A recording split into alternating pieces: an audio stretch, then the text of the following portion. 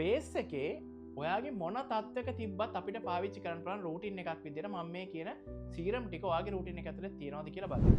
හයලුරොනික් acid ඔයාට තියෙනවා නම් ඔයාගේ ස්කින් එකේ උඩ ඉරිටේටඩ් හම අයින් කරලා මොයිස්චරයිස් එකක් එක්ක ස්කින් එක රිජුනේට් කරන්න ඉතා වැදගත් හයලුරොනික් ඇසිඩ්. ඊළඟට විටමින් C සීරම් එක. මේකේ percentages කීපයක් ලෝකේ තියෙනවා. 10%, 20%, එහෙම නැත්නම් සමහරු 13% යූස් කරනවා.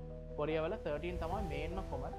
ලංකාවේ 10 and 20. දැන් මේක ටිකක් ලෝකෙ වෙනස් කරගෙන යනවා. සීරම් එකේ percentage එක පොඩක් අඩු කරන්න. මොකද අපේ ලංකාවට 20% ගොඩක් හොඳයි. ඉරේලිය නිසා UV damage එක ගොඩක් අඩු කරනවා. ඒ වගේම ඒකෙන් එන free oxidation ක්‍රියාවලිය නැති වෙන හින්දා. තුන්වෙනි කාරණේ අපිට මූණට ගන්න පුළුවන් හොඳ මොයිස්චරයිසර් එකක්. සෙරමයිඩ් බේස් මොයිස්චරයිසර් එකක් යූස් කරන්න පුළුවන් ඉතා වැදගත්.